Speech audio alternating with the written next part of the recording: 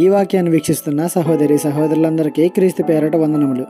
ఈరోజు వాక్యం ద్వారా దేవుడు మనతో చెప్తున్న మాట, యెహోవా, నీవు నరులను లక్ష్యపెట్టుటకు వారు ఏపాటివారు? నీవు వారిని ఎన్నిక చేయుటకు మనుషులు ఏపాటివారు? కీర్తన గ్రంథము 144వ అధ్యాయము 3వ వచనము. నిజమే. అసలు దేవుడు మన కొరకు ఆ ఉన్నత స్థాయిని విడిచి భూలోకానికి ఒక సాధారణమైన మానవునిగా వచ్చాడు. రావడమే కాదు, సాధారణమైన వ్యక్తిగా జీవించాడు కూడా. ఎందుకు? ఏపాటి వారమని మన కొరకు ఈ త్యాగం?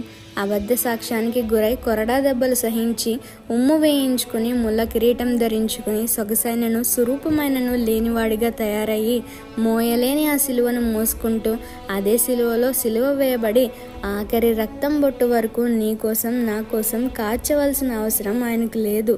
కానీ అదంతా మన కోసమే చేశాడు. ఎందుకు? ఏపాటి వారమని ఈ త్యాగం? విలువలేని మన జీవితాలను విలువగా మార్చడానికే ఈ త్యాగం.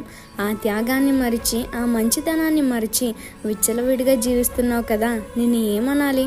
ఇప్పటికైనా యేసయ్య త్యాగం ఎందుకో, ఎవరి కోసమో గ్రహించు. ఈ చిన్న సువార్త పరిచర్యలో మీ సహోదరులు. God bless you. ఆమేన్.